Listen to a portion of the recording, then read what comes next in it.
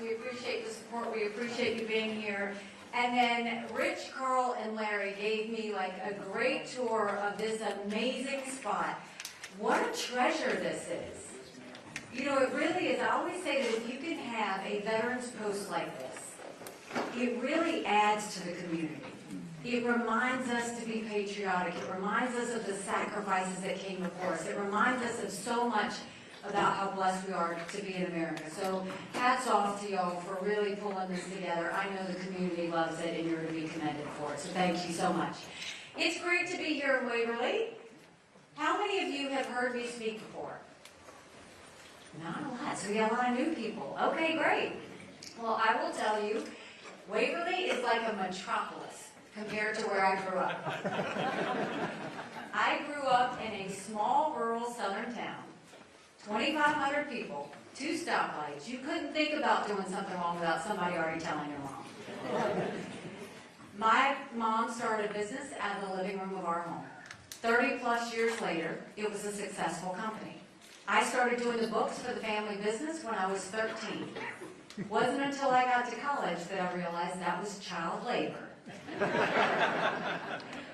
I went on, I'm not an Ivy Leaguer, I went on to a public university, I went to Clemson, go Tigers, graduated with a degree in accounting. I'm not a lawyer, I'm an accountant. I think we could use an accountant in the White House right now. Accountants are problem solvers. Went on and worked in the corporate world for a while, and then I came back home to the family business. And one day I was sitting down with my mom, telling her how hard it was to make $1 and how easy it was for government to take it. And my mom said, quit complaining about it, do something about it. I did not know you weren't supposed to run against a 30-year incumbent in the primary. Truly, ignorance is bliss. Once I realized he was related to half the district, the only option was to win. So I went around the district and I said, look, we've got way too many lawyers at the State House. I think they need a really good accountant. And the district took a chance on me and we won. When I got to the State House, I really worked hard for small businesses because small businesses are the heartbeat of our economy. That's really what I wanted to fight for. So I spent the next few years working on those types of issues. But in South Carolina, a lot of things were passed by a voice vote. All in favor, say aye. All opposed, nay. The ayes have it. But one day they passed a bill that would give legislators a pay raise. All in favor, say aye. All opposed, silence. The ayes have it. Yet to this day, you can't find anyone that says they voted themselves a pay raise. I was furious because we had a Republican House, a Republican Senate, and a Republican governor. And I went to the Speaker of the House and I said, this is exactly why people don't trust us. And I sponsored a bill that said anything important enough to be debated on the floor of the House or the Senate is important enough for people to know how their legislators voted. And the Speaker said, put the bill away. We don't need to have it. We will decide what the public needs to see and what they don't. Long story short, I didn't put the bill away. I went around the state fighting for it, and they stripped me of all my seniority. They kicked me off all my committees. They stripped me of all my seniority assignments. I could take the well, no one would hear me speak. I could sponsor a bill, no one would co-sponsor. So I ran for governor.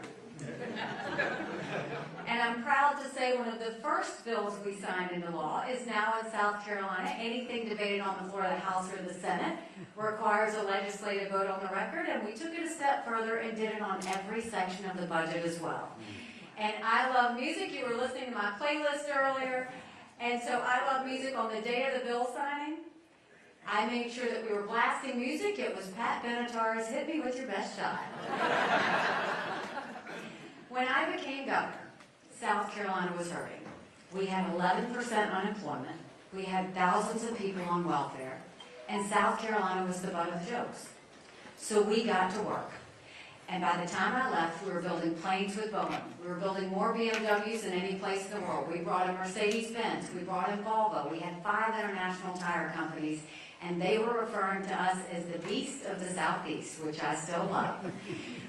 We brought that 11% unemployment down to 4%. We announced jobs in every county in the state. And we acknowledged the truth. We said, if you have to show picture ID to buy Sudafed, if you've got to show picture ID to get on a plane, you should have to show picture ID to protect the integrity of the election process. And we passed voter ID in South Carolina.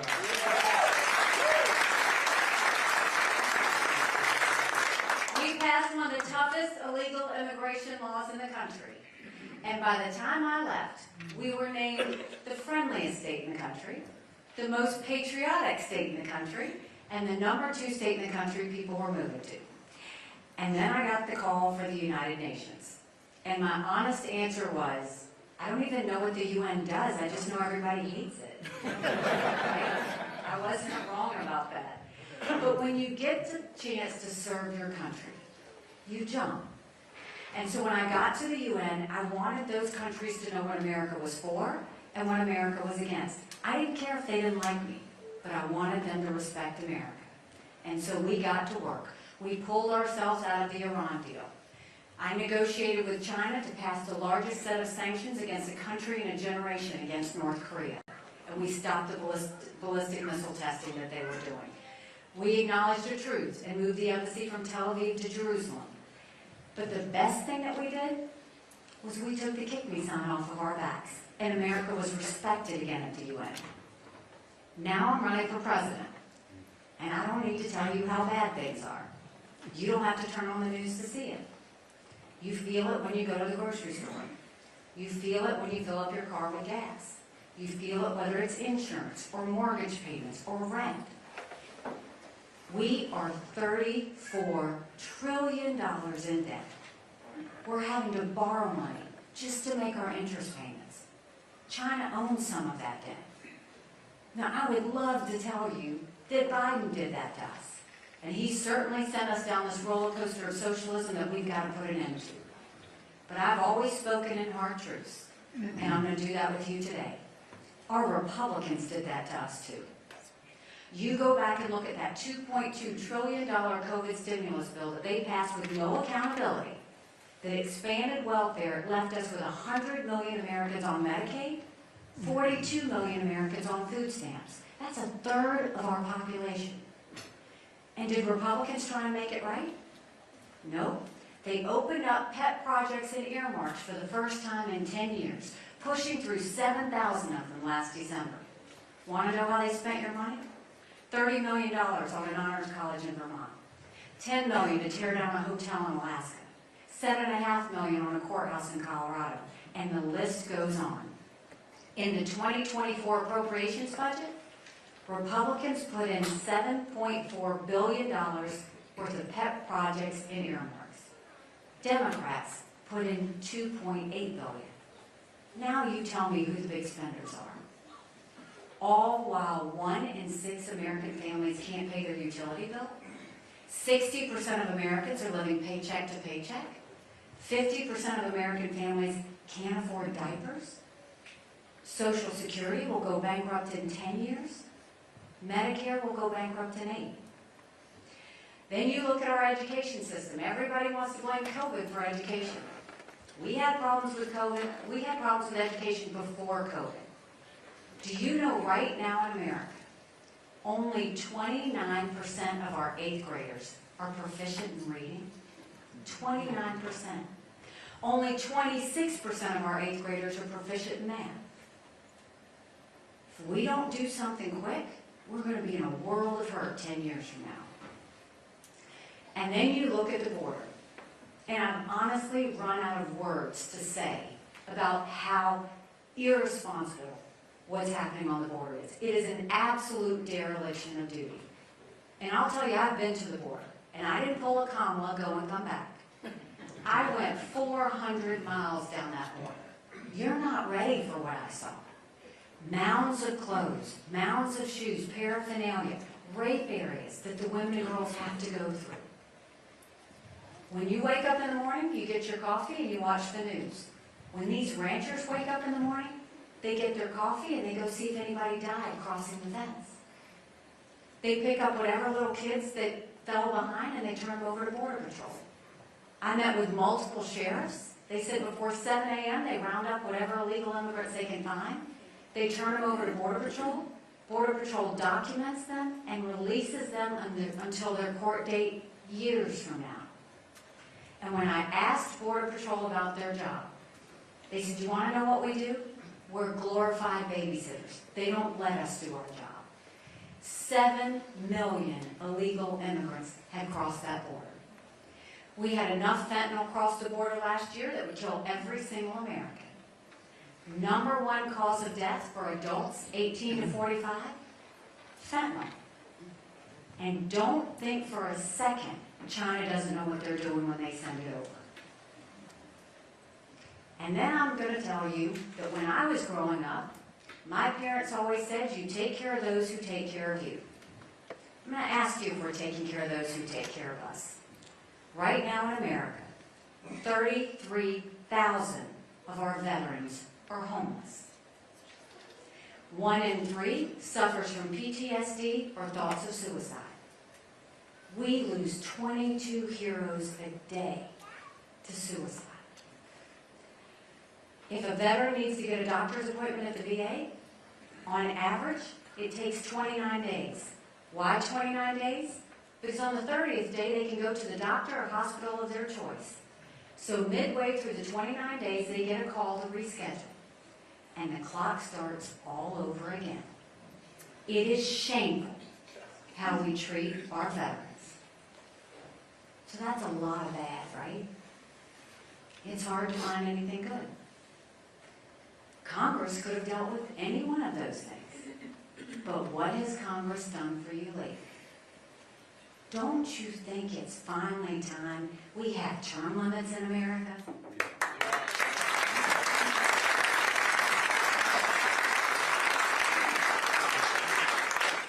Don't you think we need to have mental competency tests for anyone over the age of 75?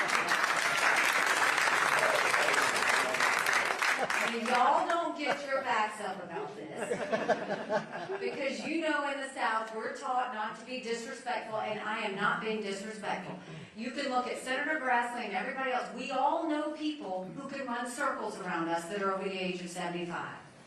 And then there's Joe Biden. But right now, the Senate is becoming the most privileged nursing home in the country. And the reason this matters is we need to know that people are up on their game when they do this. They're making decisions on our national security. They're making decisions on the future of our economy. We need to know they're ready to go and that they're making decisions that we can live with. We've got to start doing this. But now I'm going to tell you what I told South Carolinians when I became governor. No more whining. No more complaining. Now we get to work. How do we fix it? Let's start with the economy. The first thing we should do, let's claw back the $500 billion of unspent COVID dollars that are still out there. Instead of 87,000 IRS agents going after middle America, let's go after the hundreds of billions of dollars of COVID fraud. 1 out of every $7. If 8% of our budget is interest, quit borrowing. Cut up the credit cards. You have to balance a budget every day. I had to balance a budget as governor. Why is Congress the only group that refuses to balance a budget? We'll stop the spending. We'll stop the borrowing. We will eliminate the earmarks. And I'll veto any spending bill that doesn't take us back to pre-COVID levels. We'll save trillions just by doing that. The next thing we'll do is we've got to go and start really focusing on the middle class. In America, the rich are getting richer and the poor are getting poorer. We need to go in and help. That's why we're going to eliminate the federal gas and diesel tax in America. Then we're going to go cut taxes for the middle class and simplify those brackets so that we can put some space in there and get more cash in their pockets. And we're going to make the small business tax cuts permanent. They made the corporate tax cuts permanent, but they made the small business tax cuts temporary. We're going to make the small business tax cuts permanent because they are the heartbeat of our economy. And then as a governor, presidents typically only meet with their governors once a year. I'm going to meet with our governors once a quarter, Republican and Democrat governors, with the sole purpose of taking as many federal programs as we can and handing them down to the states. That way you're reducing the size of the federal government, but you're empowering the people in those states to make those decisions. Think welfare, think healthcare, think education. Wouldn't you rather Kim Reynolds make those decisions than some bureaucrat in D.C.? We need to go and empower the people to do that. So that's how we can get our economy and our debt back on track. When it comes to education, we knew in South Carolina if a child couldn't read by 3rd grade, they were 4 times less likely to graduate high school. So we started holding our kids back. We brought in their parents. We did reading remediation programs, and we set them up for success. We've got to do that all over this country. We have got to get our kids reading again, or we're going to be in a world of hurt. And no parent should ever wonder what's being said or taught to their child in the classroom. We need complete transparency in the classroom. As parents, we have one job, and that's to make sure we get it right for our kids. And that's why every parent needs to be able to pick the school that their child goes to. Every child deserves good education, regardless of where they're born and raised. We have to stop mandating their education based on a zip code. And then let's start building things in America again. Let's put vocational classes back into our high schools. In South Carolina, we had apprenticeships all over the state. We taught our kids how to build the things we were making. Let's get them invested early to build up our economy. That's hugely important as we go forward. And then, well, I have to say this, point of personal privilege. You dads out there, and you moms know, we have to raise strong girls. Because strong girls become strong women. And strong women become strong leaders. And none of that happens if you put biological boys in girls' sports. So we've got to put them in.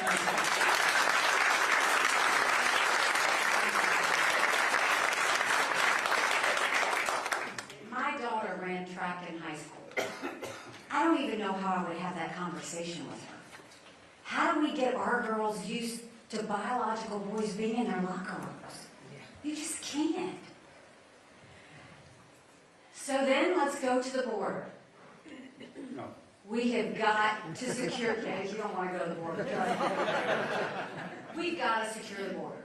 The way we will do that is, first of all, we'll take what I did in South Carolina and we'll go national with it. We'll do a national E-Verify program and require every business to prove that the people they hire are here legally. The second thing is defund sanctuary cities once and for all. We can't have these state agencies. We'll put 25,000 more Border Patrol and ICE agents on the ground and let them do their job. And we will go back to the Remain in Mexico policy because we don't even want them to come on our soil. Make them process from there. And instead of catch and release, let's go to catch and deport. That's the only way we're going to make sure we secure the border, and that's how we'll stop all of that coming through. We know of at least 1,000 people who have crossed the border from Iran, Lebanon, and Yemen. That doesn't count Afghanistan. It only takes one. It only takes one to put us in a 9/11 moment. We've got to secure our border.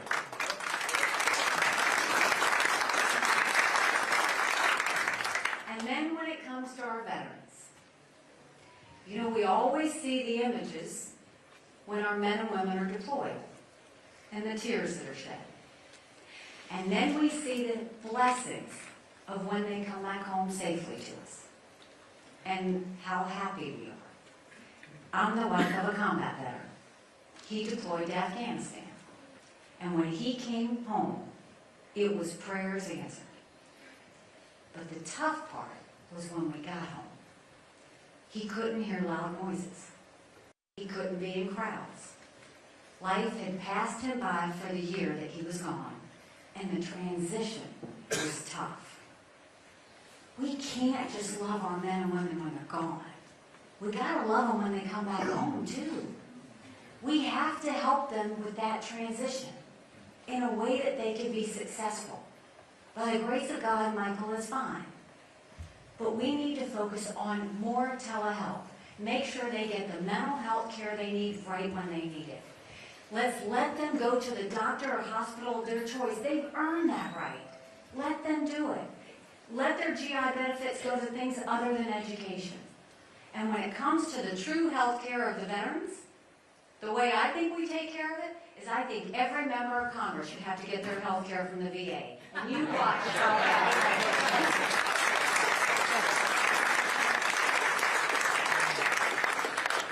it'll be the best health care you've ever seen, guaranteed. We can do that. So we have the answers on what we want to do domestically. Now let's talk about our national security. The world is on fire. We've got a war in Europe. You've got a war in the Middle East. You've got China on the march. You've got North Korea testing ballistic missiles. Did you ever think we'd see a Chinese spy balloon going over our country? It's a national embarrassment. But make no mistake, none of this would have happened had we not had that debacle in Afghanistan. The idea that my husband Michael and his military brothers and sisters who served in Afghanistan had to watch us leave Bagram Air Force Base in the middle of the night without telling our allies who stood shoulder to shoulder with us for decades because we asked them to be there. Think about what that told our friends. More importantly, think about what that said to our enemies. And now you go and you look and you see that we're having a debate in America. What's the debate? Do you support Ukraine or do you support Israel? Do you support Israel or do you support the border? Hard truth time. America can never be so arrogant to think we don't need friends. On September 12th, we needed a lot of friends. But you don't get to have friends by not being a friend. Let's start with Ukraine. Ukraine is a pro-American, freedom-loving country. I had no better ally at the United Nations than Ukraine. Voted with us on everything, was always there whether I asked them to be there or not. They were that pro-American. And here you had this freedom-loving country that was invaded by a thug.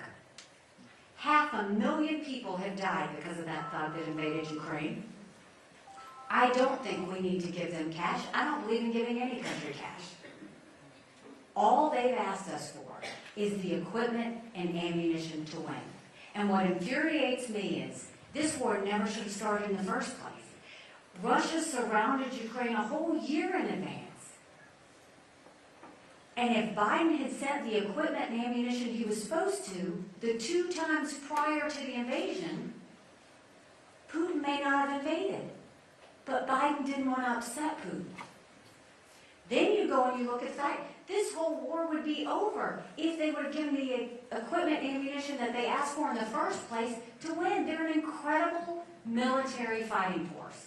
They have destroyed half of Russia's defense forces. Russia has now raised the draft age to 65. We know they've hit rock bottom. I know you guys are all thinking about it, aren't you? It happens every time. They're getting their drones and missiles. They're getting their drones from Iran and missiles from North Korea. They've hit rock bottom. And Putin has said publicly that he's thrilled with what happened in Israel because he totally expects America to leave Ukraine. Everybody wants to talk about how much money it is. They need to tell you the truth. Don't fall for what they're giving you. The amount of money America has put into the Ukrainian situation is just 3.5% of our defense budget. That's it, 3.5%. The Europeans have put in more than us, and they should. But 3.5%. All right, now let's talk about Israel. What happened in Israel haunts me. And the reason that haunts me is because 5 years ago I gave a speech at the United Nations to the entire world. And I said, we know that Hamas has these maps. And the maps show that if they can break through the barrier, these are the communities they're going to go to, and they have the plan on how to kill as many Jews as fast as they can kill them. And it came true. There are 3 things we need to do when it comes to this. God help us if we don't get this right. We need to give Israel whatever they need, whenever they need it, no questions asked. We need to eliminate Hamas. Not weaken them, eliminate it. If we don't, they will come back and do it again. And we need to do whatever it takes to get our hostages home. But the same story that I saw at the United Nations all the time is playing out again. Everybody runs to Israel and feels for her when she's been hit. But you gotta support her when she hits back too. If that had happened to us, do you not think we would be doing everything we could to eliminate the terrorists? Of course we would have. But this was beyond brutal. This was horrific. They tortured these people. They beheaded people. They burned babies. These kids at a concert. They killed them and raped these girls and dragged their naked bodies through the streets of Gaza. And what did they say? Listen carefully, because it was death to Israel, death to America. Israel is the tip of the spear when it comes to us taking on terrorism. They are doing the work for us. We need to be there for them. It's never been that Israel needs America. It's always been that America needs Israel. And now what's Biden doing? It hadn't even been that long and you're going to go ask for a pause and a ceasefire? I've been in those tunnels. They are unbelievably sophisticated. They hold massive amounts of equipment, ammunition. I promise you the hostages are in those tunnels. But those tunnels, they have them set up so it's a city underneath Gaza. And the major hubs are underneath their hospitals, underneath their schools, underneath playgrounds. Why? Because they know Israelis value life. And they don't. But two of the other candidates has said, this is Israel's war. This isn't our war. This is our war too. 33 Americans were butchered. They have American hostages right now. This needs to be personal for us too. So if you took Ukraine and you took Israel, the amount of money, again, equipment, ammunition, that America is giving, 5% of our defense budget. 5%. Now let's talk about our biggest national security threat, China. I dealt with China every day. They have been preparing for war with us for years, and that's not an exaggeration. They're already here. They've already infiltrated. They have 400,000 acres of U.S. soil that they've purchased, most recently near Grand Forks Air Force Base, where our most sensitive drone technology is. They are pouring millions of dollars into our universities, stealing our research, spreading propaganda. There's certain technologies we never want China to have because it builds up their military and it threatens us. Yet the Biden administration approved 70% of it last year. You thought the Chinese spy balloon was bad. What about the fact that 90% of our law enforcement drones in this country are Chinese? So now think of all the mini surveillance that's happening. We've had more Americans die of fentanyl than the Iraq, Afghanistan, and Vietnam wars combined. 75,000 Americans died last year of fentanyl. And there were two things, well, I'll get to that in a minute. China is also building up their military at scary paces. They now have the largest naval fleet in the world. They have 370 ships. They'll have 400 ships in 2 years. We won't even have 350 ships in 2 decades. They're doing artificial intelligence. They're doing cyber. They're doing space. They've developed hypersonic missiles. And now China's the lead developer of neurostrike weapons. weapons engineered to change the brain activity of military commanders and segments of the population. That's who we're dealing with. And Biden and Janet Yellen are going to go and tell you that China's a competitor. When I was at the United Nations, China never saw us as a competitor. They saw us as an enemy. We have to start looking at China the way they look at us. So how do we deal with China? You start by ending all sales of any land to China, and you take back the land that they had already frozen.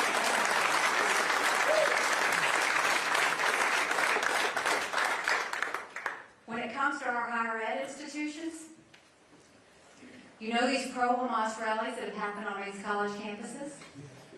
Do you know how many millions of Arab dollars goes into our universities?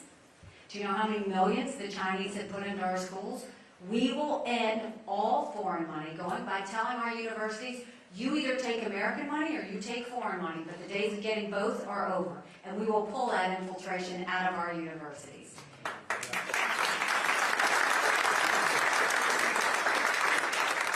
We will blacklist all technology that helps China and hurts America. And then we will tell China, we will end all foreign trade relations, all normal trade relations with you until you stop murdering Americans with fentanyl. You watch how fast they end it because they know they need our economy. We have to get that done. And then there were two things that Russia, China, and Iran never wanted us to have when I was at the United Nations. They never wanted us to be energy independent, and they never wanted us to have a strong military. No more going hat in hand to Saudi Arabia, no more getting dirty oil from Iran and Venezuela. Not only will we be energy independent, we will be energy dominant. We need to make sure we are blessed with resources. We need to use them. That includes biofuels. That includes biodiesel. We need to partner with our farmers, but we need to partner with our producers. We should be exporting as much liquefied natural gas as we can. We need to use this to build our economy and help our friends. And then a strong military doesn't start wars. A strong military prevents wars. We have to modernize and strengthen our military. And that doesn't mean throwing money at the Department of Defense. That means getting rid of the bureaucracy and the red tape that they have all over that agency and modernizing for the challenges of the future. Cyber, artificial intelligence, space, making sure we're ready for everything our enemies have to throw at us. But I'll tell you what we don't need, and my husband can tell you what we don't need. We have to end these gender pronoun classes that they're giving in the military. It's demoralizing.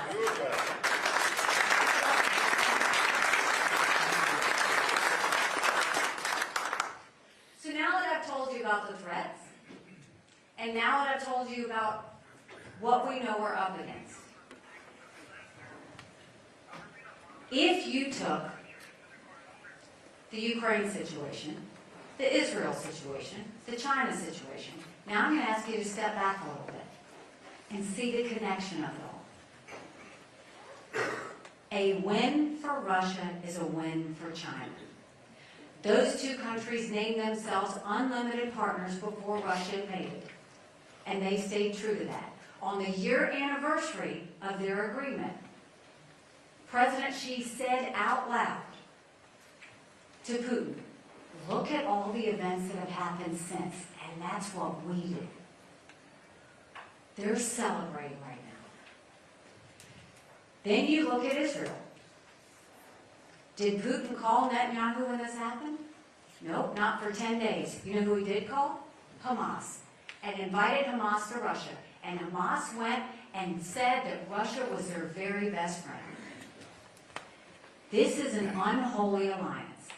China, Russia are unlimited partners. Iran is the junior partner.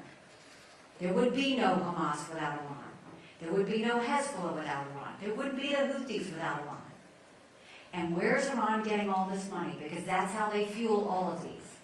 They're getting it because China's their #1 importer for oil. They're sending them billions. Russia's getting drones from Iran. And think about this. The Taiwanese want us in the West to help Ukrainians. Why? Because they know if Ukraine wins, China won't invade Taiwan. The Ukrainians want us in the West to help the Israelis. Why? Because if Iran wins, that only strengthens Russia.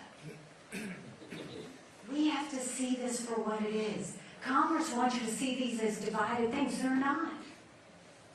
So when it comes to all of that, if we helped Israel, if we helped Ukraine, and we secured the border, which we absolutely should do, all of that totals only 20% of the green subsidies Biden went and passed. This is about priorities. This is about national security. This is about getting it right. So we need to be honest about that conversation. So we have the solutions. We can fix this. We know that we can. But we've got to end this national self-loathing that has taken over our country. The idea that they say America's bad, or rotten, or racist. I was elected the first female minority governor in history. America's not racist, we're blessed. Our kids need to know to love America. They need to be saying the Pledge of Allegiance when they start school every day.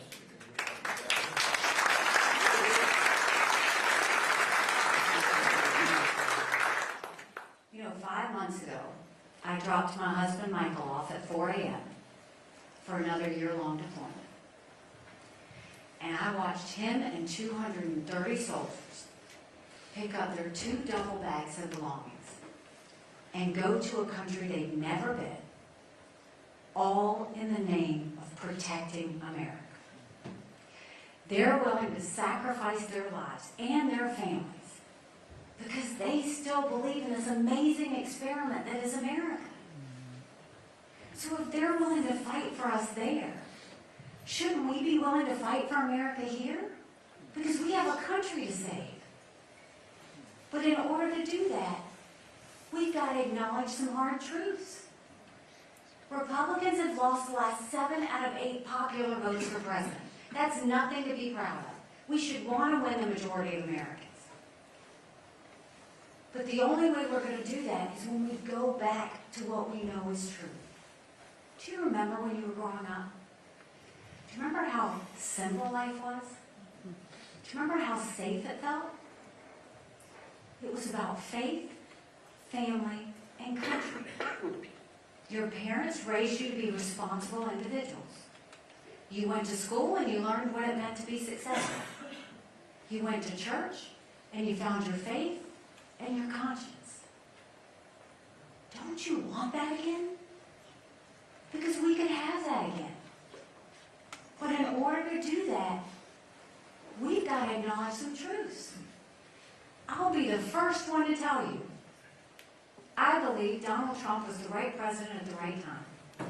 I was proud to serve in his administration. And I will tell you, I agreed with a lot of his policies. But the problem is, chaos follows him. It just does. You know I'm right. Chaos follows him, fairly or unfairly, it follows him. And we've got threats all around us. We can't fix these threats and deal with chaos too. You can't fix Democrat chaos with Republican chaos. You just can't. So if we're going to get this right, we need a new generational leader. But that's going to take a lot of courage. Courage from every single person in this room. Courage for me to run. And courage for every one of you to remember. Don't complain about what happens in a general election if you don't play in this caucus. It matters. Someone asked me when I announced why I was running. I said, you know, my parents came here 50 years ago to an America that was strong and proud and full of opportunities. I want them to know that country again. I'm doing this for my husband Michael and his military brothers and sisters. I want them to know their sacrifice matters. I want them to know that we love our country. I'm doing this for my daughter who just got married. And I saw how hard it was for her and her husband to buy a home. And I'm doing this for my son who's a senior in college. And I am tired of watching him write papers of things he doesn't believe in just to get an A. That's not us. That's not America. And for the first time, 78% of Americans don't think their kids are going to have as good of a life as we have. We can't be okay with that. I'm not okay with that. We do have a country to save. But I'll make you this promise. If you will join with me in this fight, I promise you, our best days are yet to come. Thank you very much. God bless you.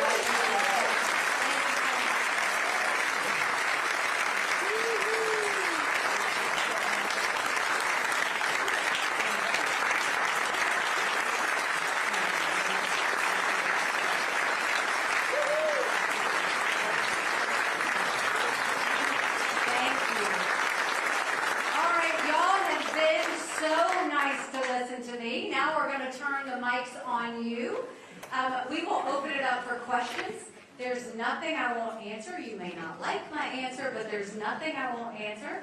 So I think we have two people with microphones. Hold the mic up high and raise your hand high, and they will find you, and you can start with the questions. Yes, sir. I so happen to have a tape measure in my pocket tonight, and so in case you can't answer this, I'll have the answer. But how high are your heels?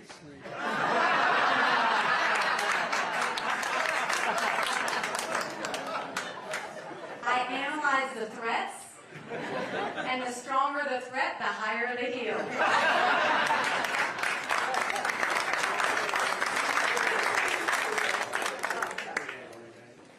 Where's the microphone?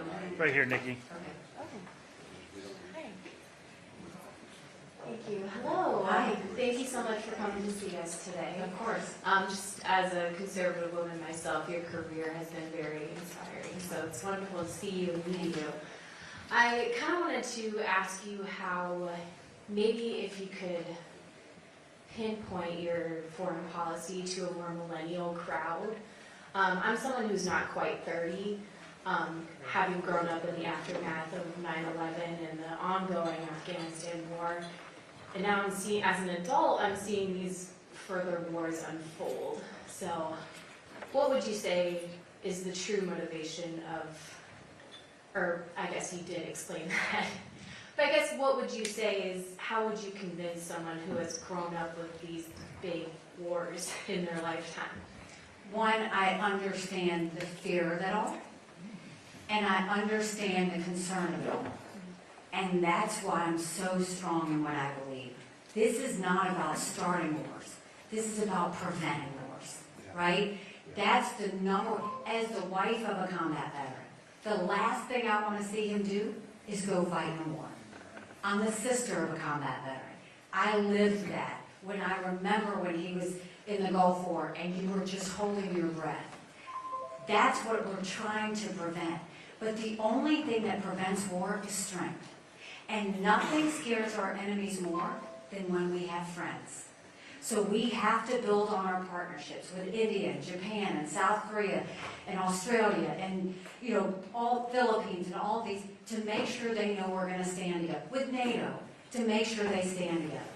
That's the focus. So when you see us wanting to be strong, when you see us giving equipment and ammunition, what scares our enemies is when they know we have the backs of our friends. What we want to do is make sure any conflict is short and any conflict doesn't start another war. So let's go to Ukraine and just talk about that a little bit, because Ukraine's been the most controversial. Tyrants and dictators tell you exactly what they're going to do. They're actually very transparent.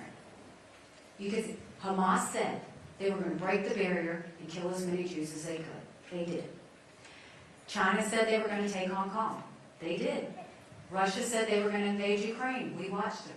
China says Taiwan is next. We better believe them. Russia said once they take Ukraine, they're going after Poland and the Baltics. Those are NATO countries. Then America's at war. We're trying to prevent war. That's why we want Ukraine to win. Is because if they win, there is no further war. This war in Ukraine, if Russia left, the war would be over. If Ukraine dropped out, they'd lose their country. And Poland and Baltics would be next. This is all about prevention. And it's easy to walk away and say, oh, that's none of our business. But it is our business when you've got Israel fighting the terrorism and you've got Ukraine fighting Russia. Because they all are joined in the fact that they hate America.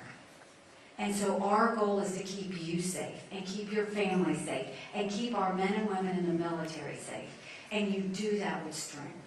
And so while some will have you believe, and I've heard them say, oh, she's a warmonger, it's actually quite the opposite. I'm trying to prevent our men and women from going to war. I'm trying to prevent America from getting into further conflict. I'm trying to make sure that our friends get through this quickly. That's what we want, is peace. Every day you have to think about how do you get to peace. The only way you get to peace is through strength.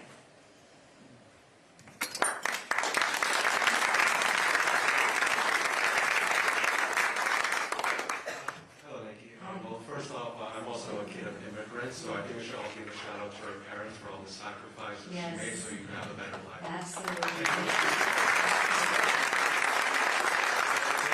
I'm originally from Iowa. I went to school in Boston. My last employer was Goldman Sachs in Salt Lake City, Utah, but now I'm back home to be closer to family. Oh, nice. Welcome home. Thank you so much. And knowing your past track record, you have very strong relations with India. As a president, how do you think your relationships with India will help the economy, specifically in Iowa, due to the land manufacturing, etc.?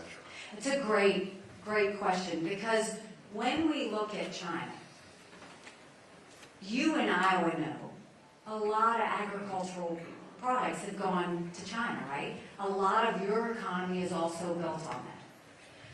But what we need to focus on is, first of all, a president should be a salesperson. Just like when I was governor, I was not only just getting companies to invest in America, I was selling our products out of South Carolina too. You got to do both. I want to sell American products overseas as well so that we can do that.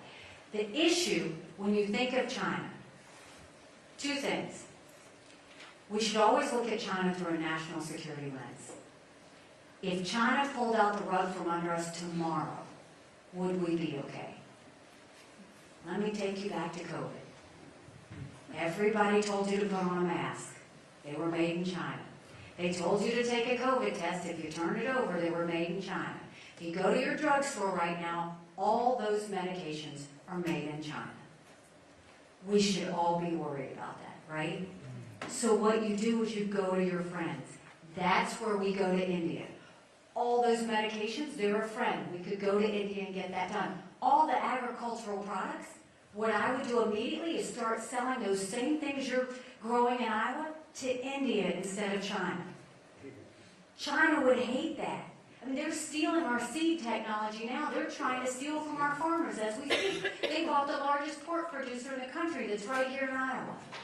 We need to start going to our friends and going to make, Japan gave themselves $1 billion stimulus to become less dependent on China. India gave themselves $1 billion stimulus to become less dependent on China. We should be going out to every one of those countries and say, we'll work with you, because they all are trying to fight off China. We're better together with friends. We should never rely on an enemy. Look at what happened to the Europeans when they relied on Russia for their energy. We don't want to be beholden to any enemy for anything. So yes, we are going to absolutely work with India as we go forward.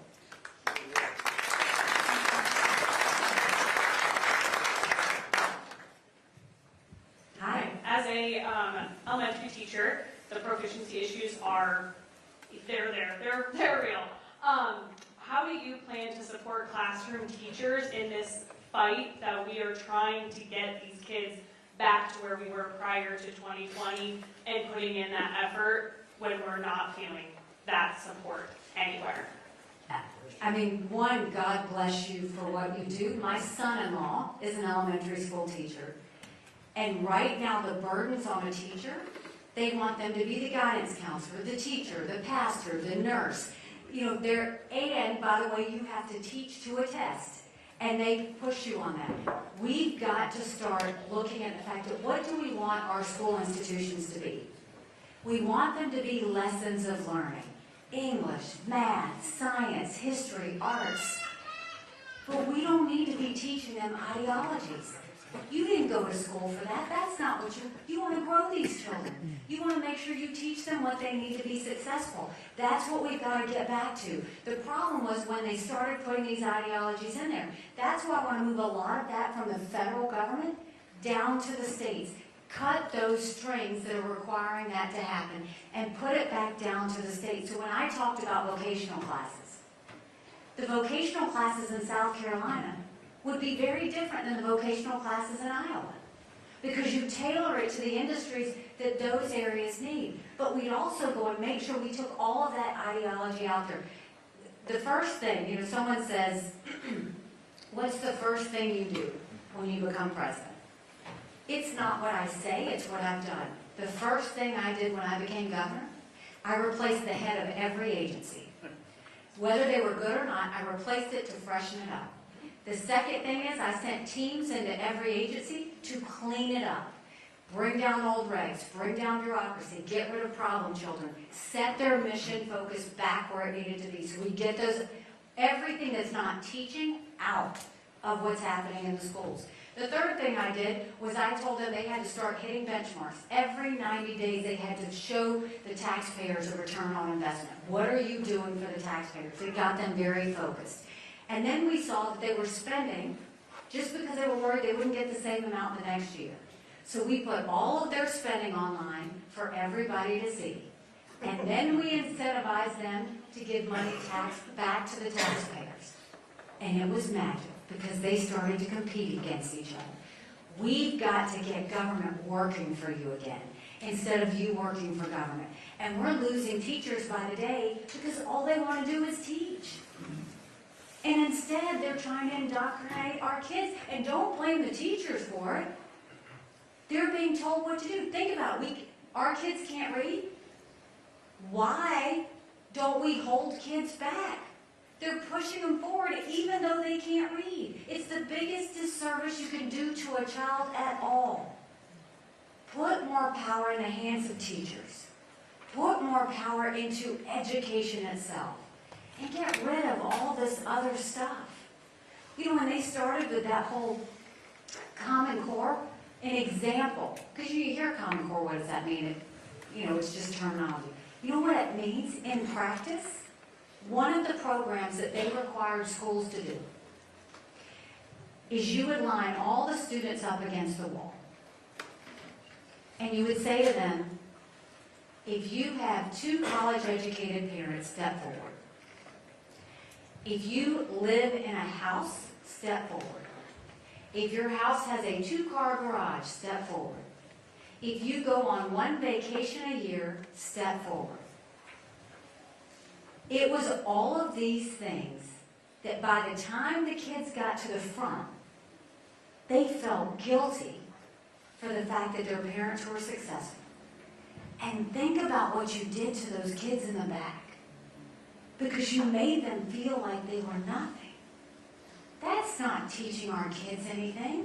That's what we have to get out. We've got to go back to, I want them to love America. I want to teach them the skills they need for the new jobs going forward. Let's teach them technology. Let's teach them computers. Let's teach them math. Let's teach them history where we came from. But let's stop all this other stuff. So no, we're going to do that. The Department of Education doesn't need to be raising our children. We can do that ourselves. The Department of Education needs to get out of the way and allow you to teach. And God bless you for doing that.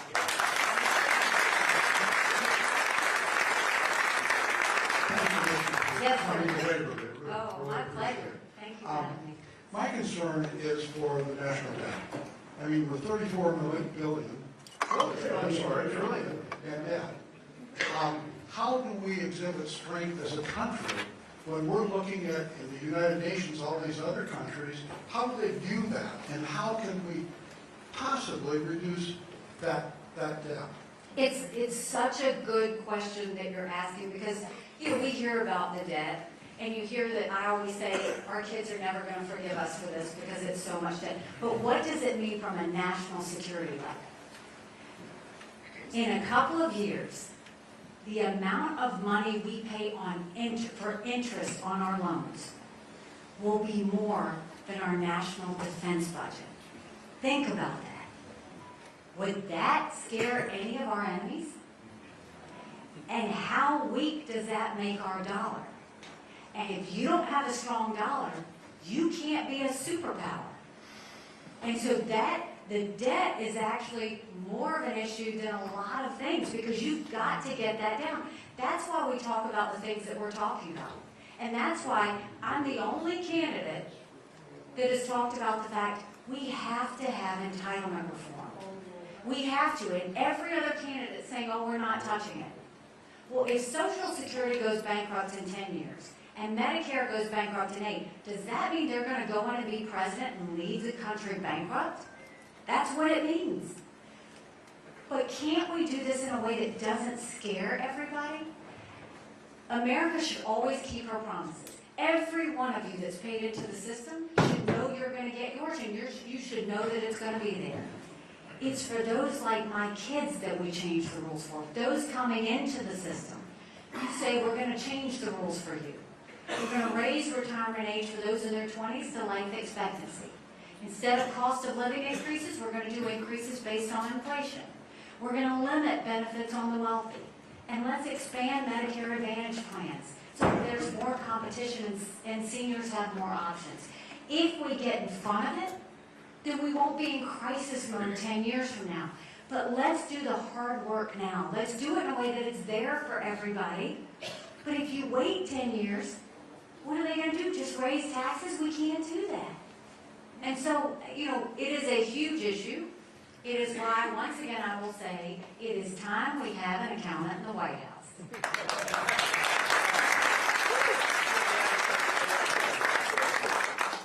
This guy didn't have a mic for me. If you're okay with me just shouting it, I have no problem shouting it.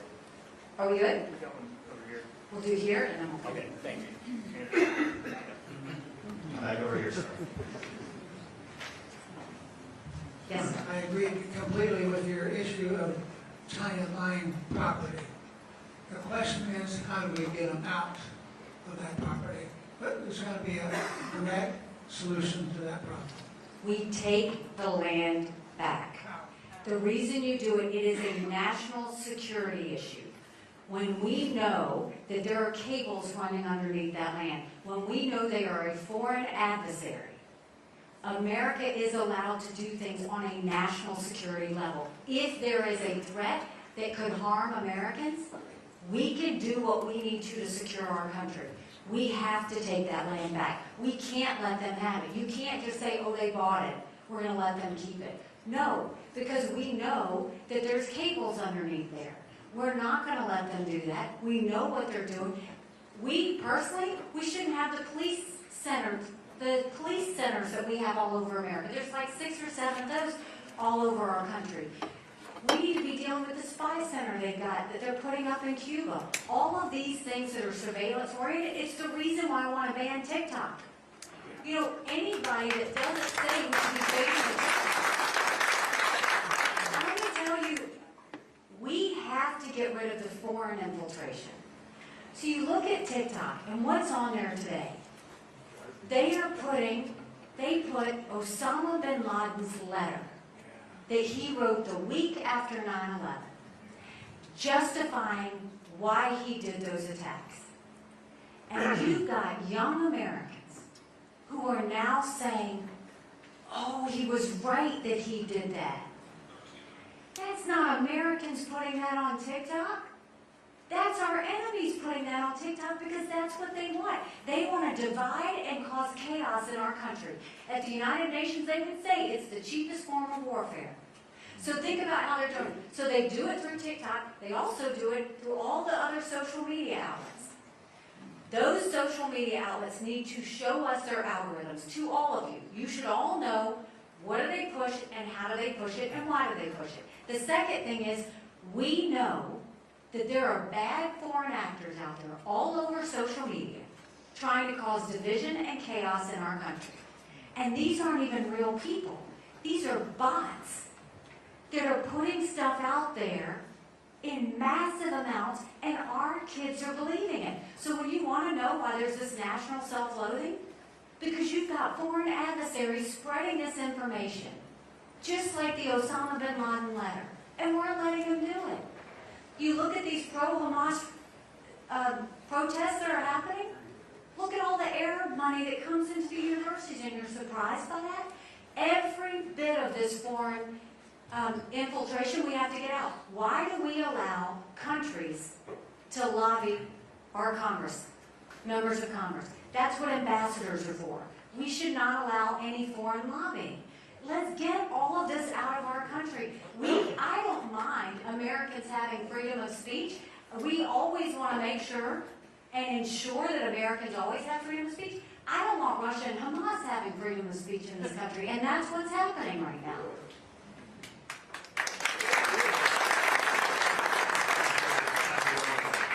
One more question, make it a good one. Yes, I would like to ask you about abortion. Yes. I'm local. I live 10 minutes from here. A couple years ago, abortion was never an issue to me. Then my wife and I got married, got pregnant. We found out that we could not have that pregnancy. So we had to go down to Iowa City and have a procedure done. Because of that procedure, my daughter now is my youngest. She gets to take in her first ever presidential event. So, I want to ask a different angle on this, though. When we were going down to have that done, we kept hearing from people on the right saying, we don't like abortion. It's our deeply held beliefs that we don't like it. And we would say, well, where did that come from? They would say the Bible, church. I'm an atheist. I don't care what you believe in. I like that you have a belief. I respect your right to it. But your beliefs shouldn't dictate what me and my wife get to do. Because without that abortion, I don't have a family. I'm a family of 5 now. I'm curious, because I've heard you have an interesting background with religion. Where do you draw the line between people's deeply held beliefs, but also people's freedoms? And also, as an atheist, where do atheists fall in line for you? If you became president, could they serve in your administration? Do you value them the same as you do Christians? Atheists, non-Christians, however you want to identify us, where do we rank to you? That was a loaded question. So I guess what I'm trying to figure out is, do you want me to answer the abortion question, or do you want me to answer the atheist question? Or you want me to want both? They're related because there's this push by the religious right to control everything. Okay, why don't we just answer both, and then that way, okay. So let's start with abortion. This is incredibly personal for every woman and every man, and it should be treated that way. Personally, for me, I am unapologetically pro-life. Not because the Republican Party tells me to be, but because my husband was adopted, and I had trouble having both of my children, so I am surrounded by blessings. Having said that, I don't judge anyone for being pro-choice any more than I want you to judge me for being pro-life. But let's look at how we got here. Prior to 1973, you had 46 state laws on abortion. And in 1973, unelected justices threw out those 46 state laws and said abortion anytime, anywhere, for any reason. And now, to me, a wrong has been made right. The unelected justices have said, no, this should be back in the hands of the people. I think that's exactly where it belongs, because it's personal, and you should be able to have your voice on that.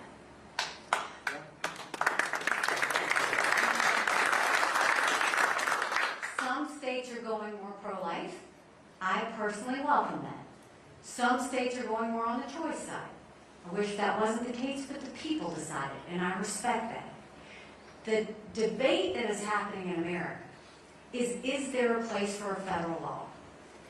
If you're going to do that, then you have to tell the American people the truth, and they have not done that with you. In order to pass a federal law, it would take a majority of the House, 60 Senate votes, and a signature of a president.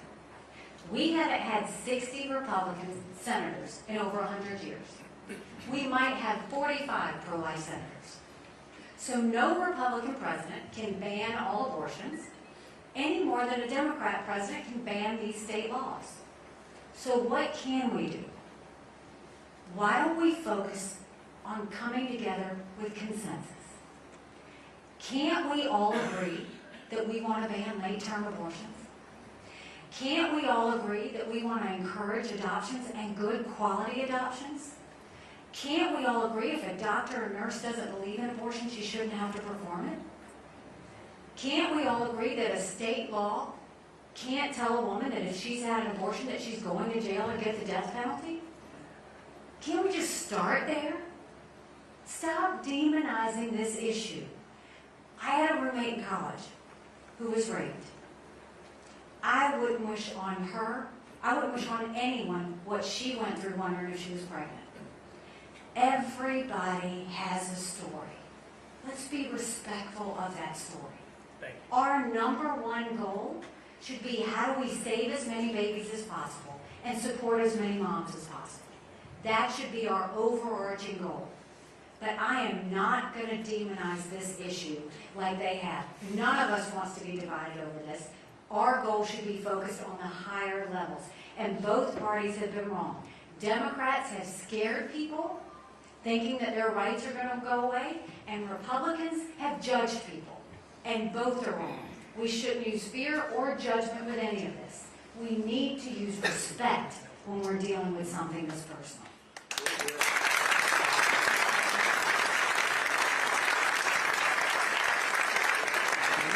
Okay, he said that just answered both his questions. So good, I'm glad about that. So I will tell you this. First of all, thank you for coming. But I'll tell you kind of something to think about. When I told you I ran against that longest serving legislator in the primary, people laughed at me. And I got to work, and I earned their support, and we won. When I ran for governor, I actually ran against a lieutenant governor, an attorney general, a very popular congressman, and a state senator. I was Nikki Who. I had 3% in the polls. I had the least amount of money. But I worked South Carolina like no one else, and we won. When I got to the United Nations, they said I didn't have enough experience. And I got to work and took the kick me sign off of our backs. I have been underestimated in everything I've ever done. And it's a blessing, because it makes me scrappy. No one will outwork me in this race. No one will outsmart me in this race, because we have a country to save. So if you like what I've had to say today, go tell 10 people. Go tell them to go to NikkiHaley.com. We've got these cards right here that you can go and sign up, whether you want to caucus, volunteer, or just know more. Please take 1 second to fill that out, because we do have a country to save. If you don't like what I had to say today, shh.